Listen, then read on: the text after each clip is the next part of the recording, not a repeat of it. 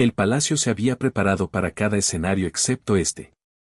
Cuando los médicos de Carlos entregaron al rey un informe privado, lo que siguió sacudiría la monarquía hasta sus cimientos. Por primera vez en la historia, un futuro rey no estaba esperando, estaba actuando. La decisión de emergencia de William no era ambición, era supervivencia. Pero, ¿qué dijeron los médicos que convirtió la sucesión en un reloj en cuenta regresiva? Antes de profundizar en lo que esto realmente significa para la familia real, asegúrate de suscribirte para no perderte ni una sola actualización. Sucedió a puertas cerradas en una habitación que había presenciado décadas de informes reales, pero nunca uno como este. Carlos III se sentó erguido, digno como siempre, mientras el médico principal entregaba el pronóstico en frases cuidadosamente medidas. El lenguaje era clínico, controlado, respetuoso. Sin embargo, bajo la terminología médica yacía una verdad devastadora. El plazo era incierto y más corto de lo que nadie se había preparado. No hubo declaraciones dramáticas, ni jadeos teatrales, solo una pausa que se extendió demasiado. Carlos hizo una pregunta, no sobre el dolor, no sobre el tratamiento, sino sobre el tiempo. La respuesta no fue exacta, pero fue suficiente. Suficiente para cambiarlo todo. En cuestión de minutos, Sandringham entró en un silencioso confinamiento. La seguridad se reforzó. Los canales de comunicación fueron restringidos. Un discreto convoy médico permaneció en espera. Solo 4 personas fueron informadas inmediatamente, la reina Camila, William, el secretario privado del rey, y el arzobispo de Canterbury. Incluso entre ellos, los detalles fueron limitados. El mensaje era simple y aterrador. El rey debe conservar fuerzas y los planes deben acelerarse. No públicamente, no todavía, pero urgentemente. William recibió la llamada justo antes del amanecer. Apenas había dormido, sin saber que el amanecer marcaría el comienzo de una nueva era. Cuando las palabras fueron pronunciadas, medidas, diplomáticas, pero inconfundibles, su respuesta no fue emocional. Fue resuelta. El heredero que había pasado su vida preparándose para un día fue repentinamente informado de que ese día podría llegar mucho antes de lo que la tradición permitía. Por primera vez en la historia real moderna, un futuro monarca fue advertido en términos crudos: puede que no tengamos años, puede que no tengamos meses. No era una predicción de muerte. Era una advertencia de inestabilidad. El peso de ello se asentó instantáneamente. William entendió que la incertidumbre es el mayor enemigo de la monarquía. Una corona sin claridad invita a la especulación. La especulación invita al caos. Y el caos en un panorama mediático moderno se propaga más rápido de lo que cualquier decreto real puede contener. Esto no se trataba simplemente de la salud de un padre. Se trataba de la continuidad nacional.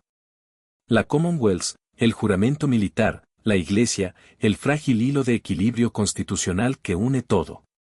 Si el público percibía debilidad, si el Parlamento captaba señales de vacilación interna, las consecuencias se extenderían mucho más allá de las puertas del palacio. Carlos, siempre el estadista, insistió en la compostura. No abdicaría en pánico. No colapsaría bajo rumores. Pero también conocía el costo de la negación. Su reinado apenas había comenzado. Sin embargo, la historia ya estaba llamando a la puerta. Y en algún lugar entre la dignidad y el deber, dio una instrucción silenciosa: prepararse no para el duelo sino para la transición, cuidadosamente, silenciosamente, decisivamente. William no discutió. No dudó. En ese frágil momento, la línea entre el sol y el soberano se difuminó, y mientras Carlos luchaba con la mortalidad, William comenzó a prepararse para que la historia llegara temprano, muy temprano.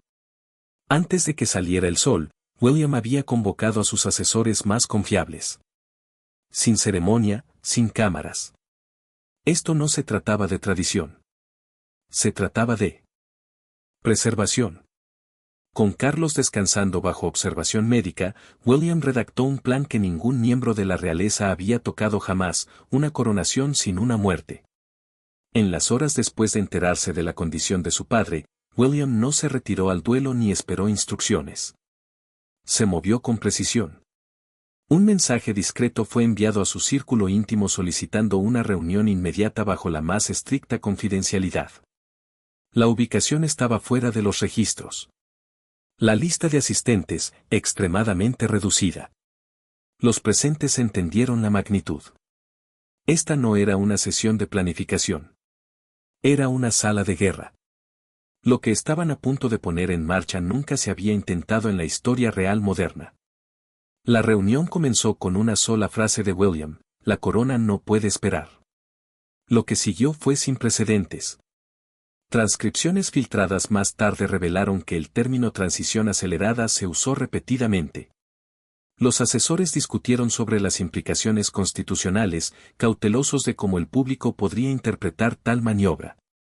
¿Podría realmente ocurrir una coronación antes de la muerte de un monarca? ¿Se vería como hambre de poder o como pragmatismo? El debate fue feroz, pero William cortó el ruido con un solo principio: deber sobre tradición. La monarquía, dijo, no se construyó sobre la comodidad. Se construyó sobre la resistencia. Si esperaban demasiado, el vacío de silencio podría desestabilizar todo lo que la corona representaba. Equipos legales fueron traídos discretamente e inmediatamente comenzaron a redactar dos conjuntos de documentos, uno para una posible abdicación en caso de que Carlos se volviera incapaz de realizar sus deberes, y otro para un modelo estilo regencia que permitiera a William asumir el liderazgo público sin desencadenar una convulsión constitucional. La logística era compleja. Las líneas de sucesión necesitaban permanecer intactas. Los protocolos religiosos tenían que ser modificados bajo intenso secreto. Y quizás lo más crítico, el Parlamento no podía saberlo todavía. William no estaba dispuesto a arriesgar interferencia política. En su mente, la legitimidad pública tenía que venir antes del involucramiento legislativo. Eso significaba controlar la historia antes de que ella los controlara a ellos. Él sabía que en el momento en que los medios captaran la condición de Carlos, la especulación se dispararía. La monarquía perdería su control. Y una vez que ese control se deslizara, no sería fácilmente reclamado. Así que hizo la llamada, asegurar la iglesia, alertar a socios clave de la Commonwealth extraoficialmente y prepararse para el despliegue de lo que se llamaría una coronación de emergencia. La tensión flotaba en el aire mientras las decisiones se finalizaban. Algunos asesores temían en privado que era demasiado pronto, que el público lo vería como una traición a un rey vivo. Pero William no estaba enfocado en la emoción pública. Estaba enfocado en la estabilidad. La historia, creía, eventualmente entendería. Y si no, que así sea. La corona sobreviviría, incluso si eso significaba que él la usaría antes de lo que jamás imaginó. Pero William no solo estaba planeando una futura coronación. Se estaba preparando para tomar el trono antes de que su padre lo dejara. En una cámara privada revestida de historia, William hizo lo impensable. Dio un paso adelante, no como hijo, sino como un soberano en espera. Y Carlos, frágil pero lúcido, no resistió. Lo que pasó entre padre e hijo fue más que aprobación. Fue rendición. Pero, ¿qué forzó esta entrega de poder tan rápidamente? La reunión no fue anunciada, no fue grabada, y fue inolvidable. Solo el rey y su heredero, unidos no por protocolo, sino por realidad. 42 minutos a puertas cerradas, sin ayudantes, sin transcripciones, sin distracciones. Solo dos hombres enfrentando un futuro que ninguno había esperado que llegara tan pronto. Carlos, agotado por las consultas médicas y la silenciosa erosión de sus fuerzas, no habló como un monarca. Habló como un hombre confrontando la inevitabilidad. No se enfureció. No suplicó. Simplemente escuchó, y luego dejó ir. Sin firma, sin ceremonia. Pero con un asentimiento y una confirmación susurrada, la marea cambió. El poder no había sido tomado. Había sido cedido. Inmediatamente, cambios sutiles comenzaron a propagarse por el palacio. El personal recibió instrucciones de actualizar los títulos de los informes, dirigiéndose a William como principal en funciones en documentos privados. Los canales internos dirigían información sensible directamente a él. El cambio simbólico había comenzado, silencioso pero inconfundible. William ahora estaba recibiendo las actualizaciones de jefe de Estado primero, evitando el protocolo tradicional. Algunos resistieron el ajuste, pero la resistencia era irrelevante. La maquinaria de la monarquía había comenzado a girar, y nadie podía detenerla ahora. La reina Camila, notablemente ausente durante el intercambio, no emitió ninguna declaración. Su silencio provocó especulaciones, especialmente entre los ayudantes del palacio que notaron su creciente frustración con la rapidez con la que se tomaban decisiones sin su presencia. Ya sea por elección o diseño, fue marginada desde el momento en que la puerta de la cámara se cerró. La narrativa de la sucesión ya no era suya para influir. Pertenecía a William y a la historia. Carlos hizo solo una petición, una aparición final, un momento más ante el ojo público, no para tranquilizarlos, sino para reconocerlos.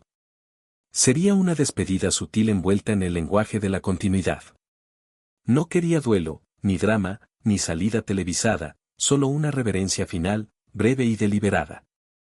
Era su manera de mantener la dignidad en una situación que se salía de control. William accedió, pero su atención ya se estaba desplazando. La maquinaria de transición necesitaba combustible, velocidad y silencio. Los asesores se movían bajo órdenes estrictas. Los horarios fueron rediseñados. Las banderas y los sellos fueron revisados. El tono en las comunicaciones reales se oscureció, no por duelo, sino por necesidad. El mundo no sería informado hasta que estuviera listo para ver. Porque a los ojos de William, esto no se trataba solo de reclamar la corona. Se trataba de preservar el reino. Mientras Carlos desaparecía del escenario público, William comenzó a ensamblar las piezas de una corona que aún no era suya, pero pronto lo sería. No sucedió en la abadía de Westminster. No siguió la pompa de reyes pasados. En cambio, fue algo diferente, más silencioso, más frío, y mucho más urgente. Detrás de puertas cerradas y pasillos vigilados, William dio los primeros pasos hacia su coronación sin decirle al mundo que ya había comenzado. En el corazón del palacio, mientras los horarios públicos proyectaban calma y normalidad, un solo pasillo fue cerrado a todos excepto a los más confiables.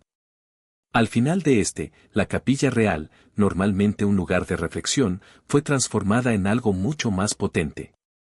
Fue aquí donde un ritual susurrado, raramente usado y aún más raramente reconocido, fue iniciado. Sin fanfarria, sin cámaras, solo 11 personas, seleccionadas cuidadosamente y obligadas al silencio, tuvieron permitida la entrada. Catherine estaba entre ellas, su presencia simbólica y deliberada. No era solo la princesa de Gales. En esa habitación, ella era el puente entre el pasado y el futuro.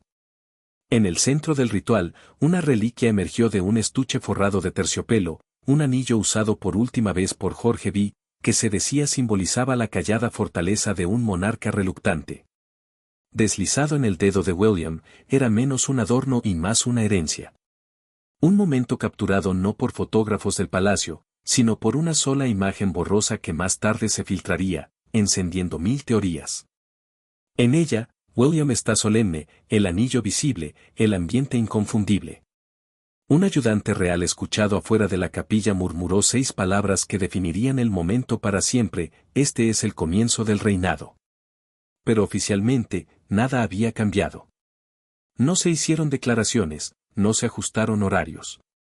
La prensa fue alimentada con historias sobre reuniones reales rutinarias, mientras miembros clave del personal fueron rotados para evitar la detección de patrones. La ilusión de normalidad fue mantenida con precisión clínica. El clero presente en la ceremonia fue invitado, algunos dicen presionado, a firmar acuerdos de confidencialidad. No era exactamente coerción.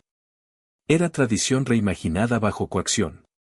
La lealtad a la corona ahora significaba lealtad a la transición, no hablada, no vista, pero innegablemente real. Y sin embargo, incluso las ilusiones más cuidadosamente construidas tienen grietas. El mundo comenzó a sentir que algo estaba mal. El comportamiento de William cambió.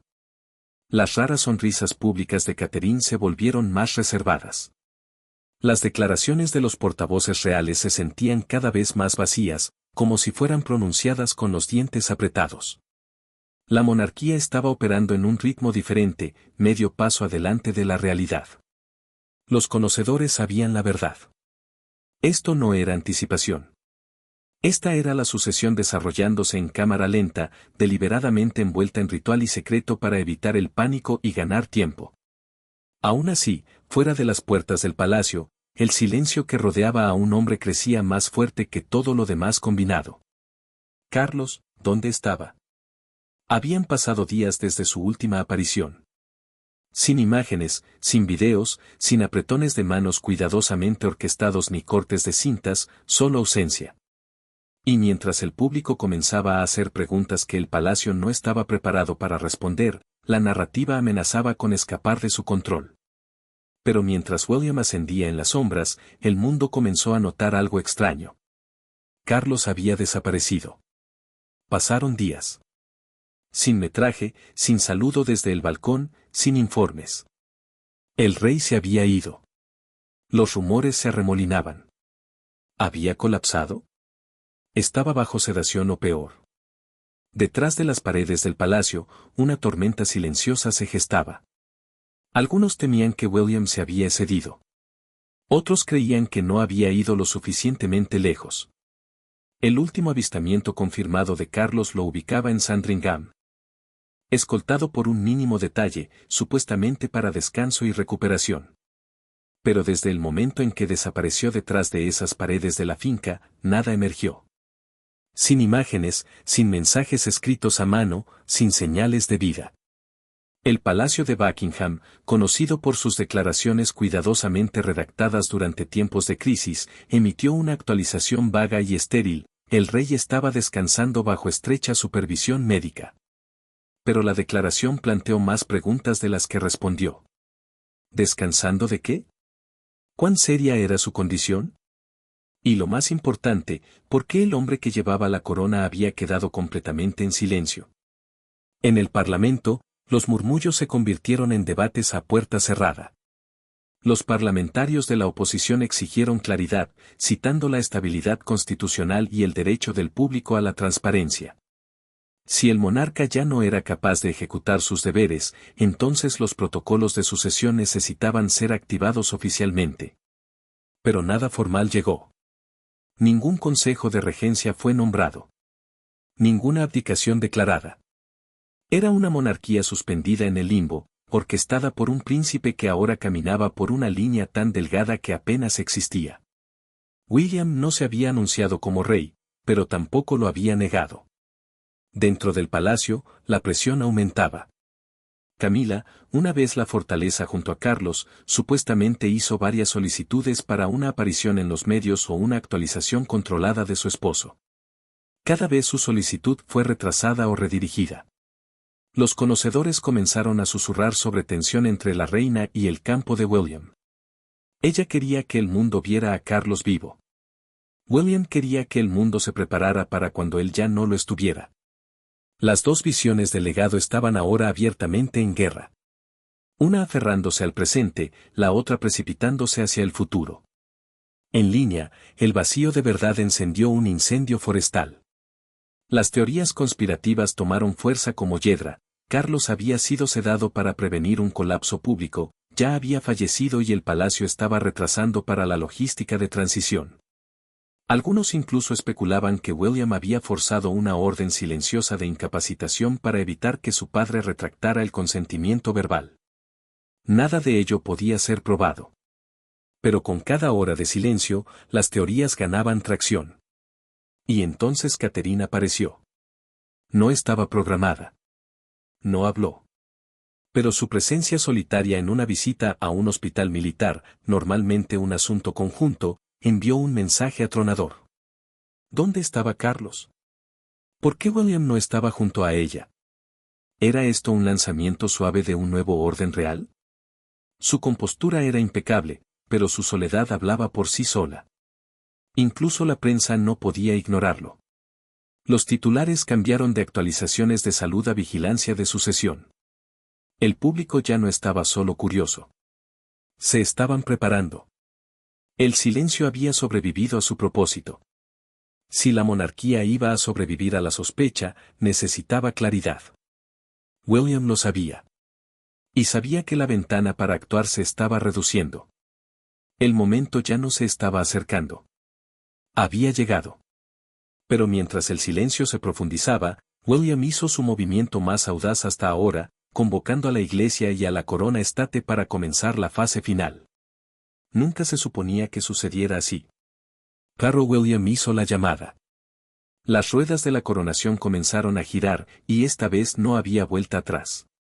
En un momento de caos constitucional, la nación se encontró preparándose para un rey mientras otro aún vivía. La señal fue enviada a través de un canal encriptado usado solo en tiempos de transición soberana, nivel 5. Una alerta real interna y un comando operacional diseñado para activar planes de contingencia para un cambio inmediato de liderazgo. Pero esto no era protocolo siguiendo una muerte. Era estrategia dictada por la incertidumbre. William había decidido qué esperar. Ya no era una opción. El país, la corona y el legado mismo estaban parados sobre una línea de falla, y algo tenía que cambiar antes de que toda la estructura colapsara. Él no estaba asumiendo el rol porque lo quisiera. Lo estaba asumiendo porque creía que la monarquía no sobreviviría a la alternativa. La Iglesia de Inglaterra recibió la primera instrucción: preparar los objetos sagrados, asegurar la regalía de coronación y hacerlo sin llamar la atención. Al clero se le dieron menos de 48 horas para coordinarse, pero no para anunciar. Detrás de antiguas paredes, los ensayos comenzaron bajo la cobertura de reuniones de oración. El silencio fue impuesto por miedo, no miedo a William, sino a que la historia se repitiera. Una corona sin claridad invita al caos, y William estaba determinado a reclamarla antes de que el público exigiera saber por qué no había sucedido ya. Simultáneamente, los canales militares se iluminaron. Avisos de espera operacional fueron emitidos a unidades ceremoniales en todo el país. No era una movilización completa, pero era suficiente para plantear preguntas. Personal clave fue activado, uniformes preparados, horarios despejados. El movimiento fue sutil, pero deliberado. Nada dramático, solo suficiente preparación para organizar una coronación sin alertar a una nación. Esto no era tradición. Era una toma de control controlada disfrazada de reverencia. Dentro de las paredes del palacio, las invitaciones fueron redactadas no para celebración sino para control. Los nombres fueron seleccionados, los asistentes informados, los lugares explorados. Sin embargo, nada de ello fue publicado, ningún mensajero enviado, ningún embargo levantado. La lista de invitados permaneció congelada en documentos de planificación mientras la prensa permanecía bloqueada. Simultáneamente, editores de medios principales fueron convocados bajo estricta confidencialidad. No se les dijo toda la verdad, pero se les dijo suficiente: preparen sus portadas. Archiven sus retrospectivas reales. El momento está cerca, pero no publiquen. Todavía no. Susurros de un modelo de coronación paralelo emergieron, primero entre académicos legales, luego entre los más cercanos a la corona. Un modelo que no requería una muerte o incluso una abdicación formal. Un modelo que usaba poder ceremonial para cambiar el liderazgo público mientras silenciosamente retenía la soberanía técnica. Abogados constitucionales debatieron la legalidad, pero William no necesitaba consenso. Necesitaba acción. Y ahora esa acción había comenzado. Todo estaba en movimiento. El trono estaba siendo despejado, no con fuerza, sino con inevitabilidad.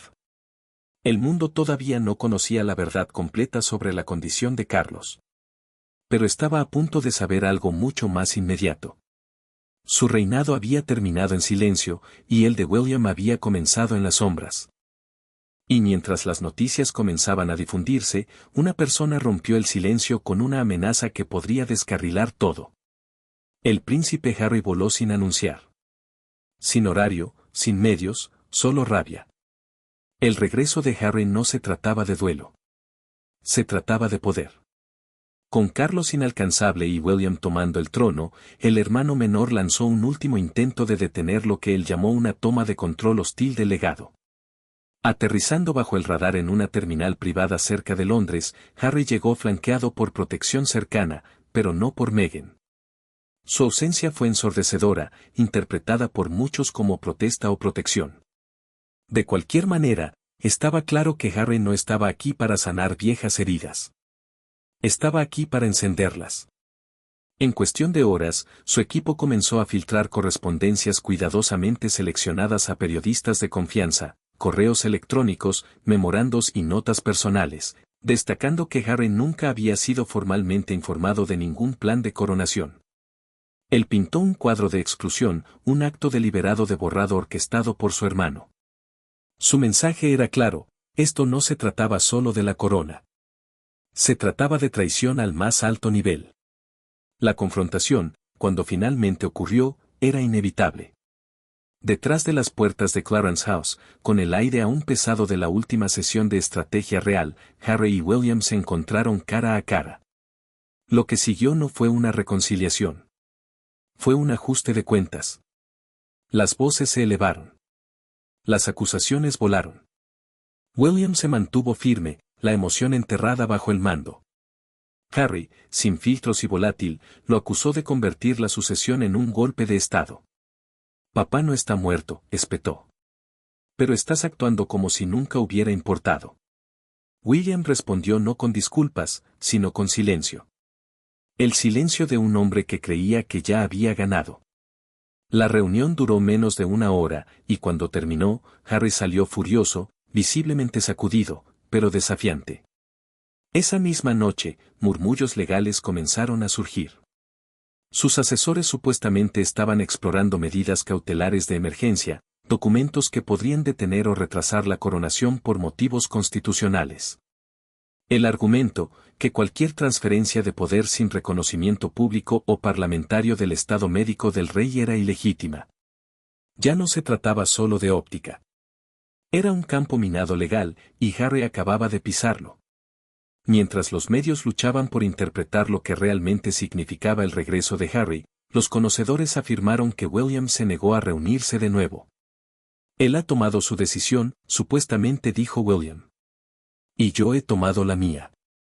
Públicamente, el palacio permaneció mudo, pero las paredes del poder pulsaban con tensión. Dos hermanos, una vez símbolos de unidad, ahora se erigían como fuerzas opuestas en una monarquía desmoronándose detrás de cortinas con ribetes dorados. Afuera, la opinión pública se fracturó. Algunos simpatizaban con Harry, llamándolo el único lo suficientemente valiente para desafiar un sistema silencioso. Otros vieron desesperación, un intento de último minuto de reclamar relevancia en una historia que ya había seguido adelante sin él. De cualquier manera, las apuestas habían cambiado. Esto ya no era solo una transición real. Era una guerra civil de legado, y ningún lado saldría ileso. Pero William, inmune a la emoción o la culpa, siguió adelante, sabiendo que lo que vendría después lo coronaría o lo aplastaría. Aunque no era un día de celebración, era un día de ajuste de cuentas. Mientras la coronación de emergencia se desarrollaba, el mundo observaba con anticipación contenida. Ningún rey había ascendido así. Y mientras William tomaba la corona, una pregunta permanecía: ¿la historia lo llamaría deber o traición? No hubo procesión, ni multitud rugiente, ni carruaje dorado deslizándose por las calles. William entró a la capilla no como un príncipe en exhibición, sino como un comandante. Entrando en guerra. La ceremonia fue despojada, deliberada, eficiente, simbólica. Cada detalle había sido elegido con un solo propósito: control. No habría filtraciones, ni interrupciones de último minuto, ni oportunidad para que el caos interrumpiera lo que ya había comenzado detrás de las puertas del palacio. Las cámaras estaban presentes, pero la transmisión en vivo fue retenida. Un retraso por diseño. William no quería que el mundo viera esto desarrollarse en tiempo real. Quería controlar cómo se veía y cuándo. El ambiente adentro era tenso. Los pocos testigos reunidos, clérigos principales, asesores clave y miembros del círculo íntimo, entendían el peso del momento. Esta no era solo una coronación. Era un acto calculado de estabilidad en un tiempo de crisis no expresada. El cetro del Estado, el símbolo más poderoso de la autoridad real, yacía junto a la corona en silencio. Ningún discurso celebró el legado. Ningún reconocimiento fue hecho al monarca aún viviendo en reclusión.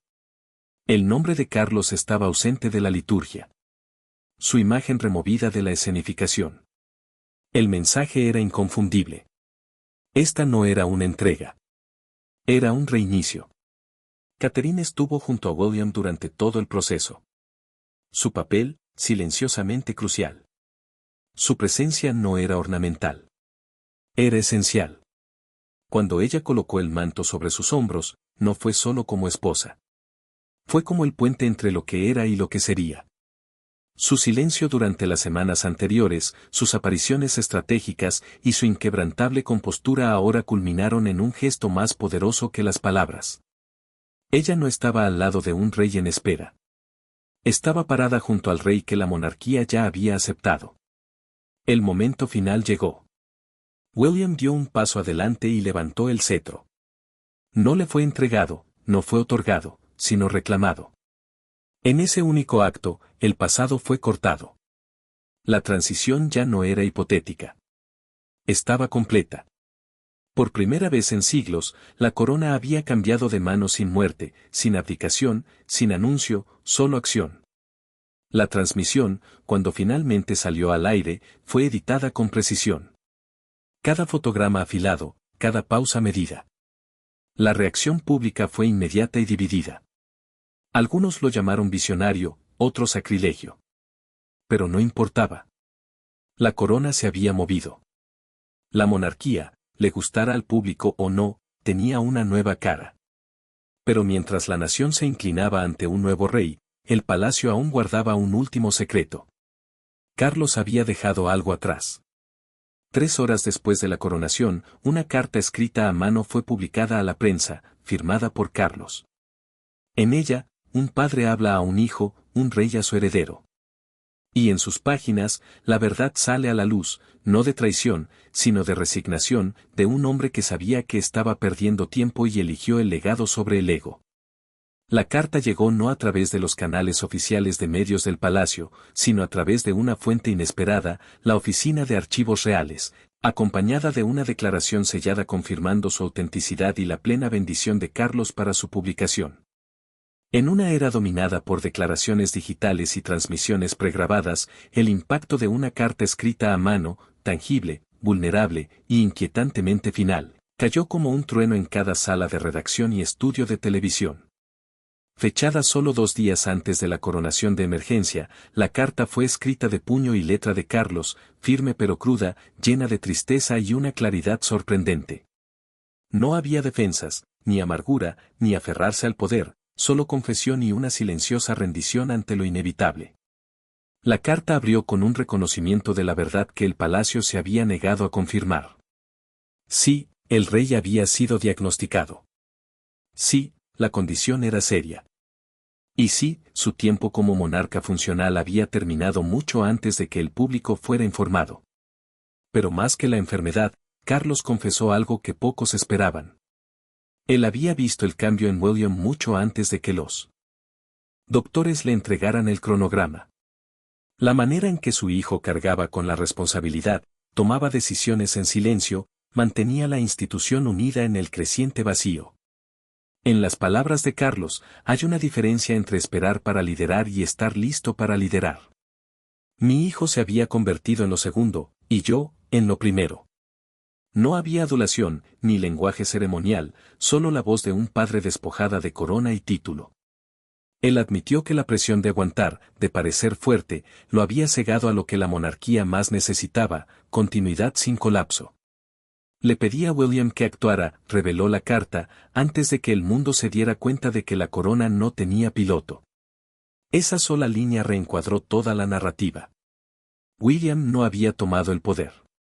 Había cumplido una petición, una hecha no en debilidad sino en valiente resolución privada. Pero una omisión provocó especulación inmediata. En ningún lugar de la carta se mencionaba a Camila. Ni su rol, ni su apoyo, ni siquiera su presencia. Una reina consorte borrada de la reflexión real final de su esposo. Los analistas debatieron si era un desaire privado, una omisión personal, o un comentario silencioso sobre su ausencia durante los últimos días del reinado visible de Carlos.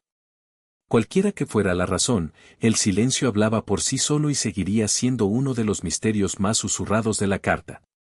La carta cerró con una línea que instantáneamente se grabó en los anales de la historia real: no morí como rey. Viví para coronar a uno. No era abdicación. Era una unción, un acto final de mayordomía que desafió siglos de tradición. En ese momento, el duelo y el asombro barrieron la nación en igual medida. La división que había fracturado a la monarquía en los últimos años de repente se sintió irrelevante. Partidarios, críticos, incluso republicanos se detuvieron para absorber el peso de lo que acababa de desarrollarse. No era solo el final del reinado de Carlos. Era el comienzo de una nueva era real definida no por la rigidez de los linajes de sangre sino por el coraje de saber cuándo dar un paso al costado. Y mientras el polvo se asentaba, una cosa quedó clara: la realeza había cambiado para siempre. Y todo comenzó con un cronograma.